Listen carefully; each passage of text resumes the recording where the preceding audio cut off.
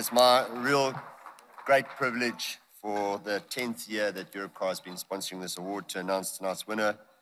It's Glynnis Breytenbach.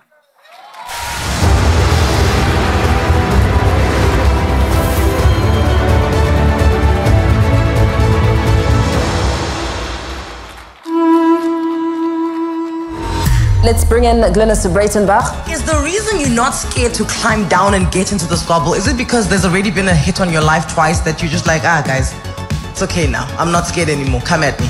Well, no, they're not very good at it because clearly here I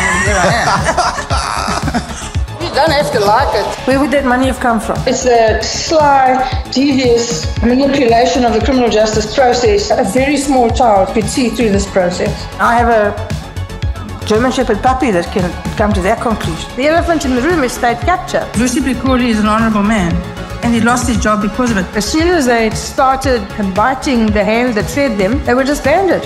With glee and with ease. A strong, effective, efficient National Prosecuting Authority is essential for a constitutional democracy.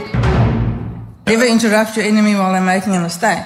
There's a fellow called Richard Mdluli. He was the head of crime intelligence. We investigated him for fraud, theft, corruption, you name it, we investigated him for it. But of course he was very well connected, particularly to Jacob Zuma. We received an instruction to withdraw the matter.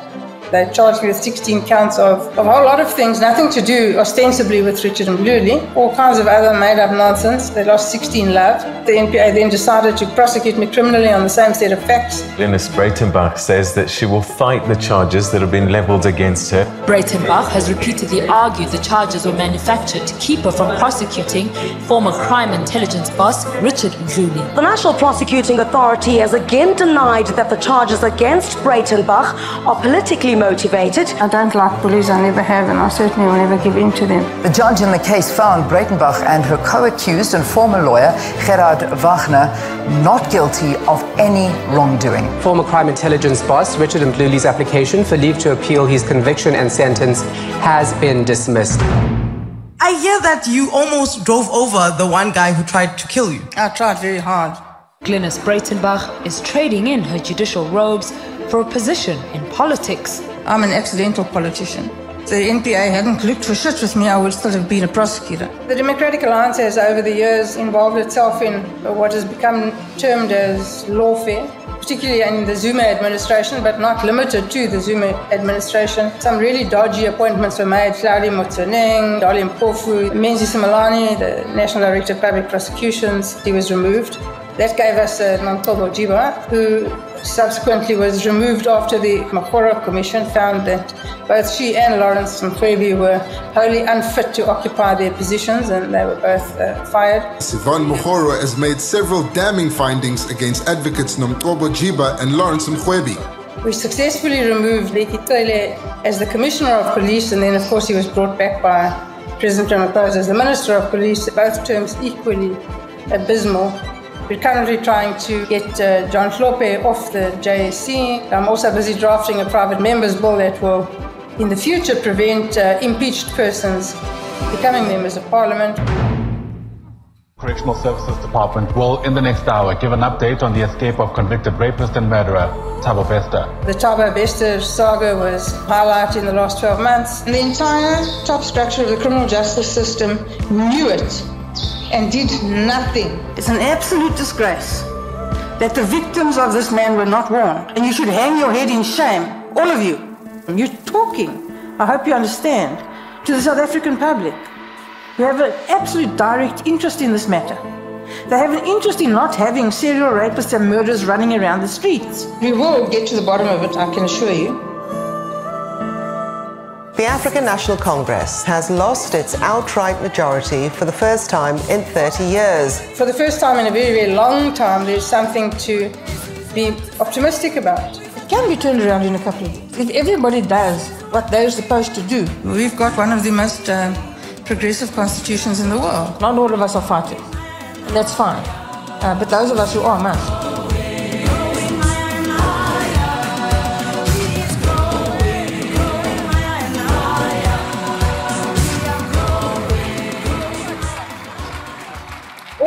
Did was ignore them and ignore the the institution of the Medical Parole Board ignore the advice of a panel of medical experts and just go right ahead and grant medical parole. The only thing that I haven't mentioned is that I coincidentally own the two most beautiful dogs in the world, but that's just a coincidence.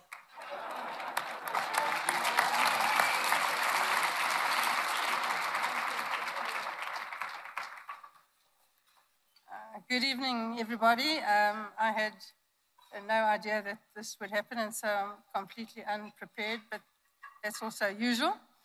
I'm exceptionally humbled by this honor. It's an enormous honor for me to be here tonight. It's an enormous honor to receive this award, and this job is not a job that I do on my own. I have a lot of support, and some of the people who support me are here tonight. So George Michalakis is here, Bernard Horn is here, they're both colleagues of mine in Parliament. Michael Bagram, Darren Bergman, they're all here, and they support us all every day. So this award is not about one person at all. If I do anything in Parliament that's right and good, then it's thanks to two people who are here tonight, and you all know them, Natie and Francis Kirsch.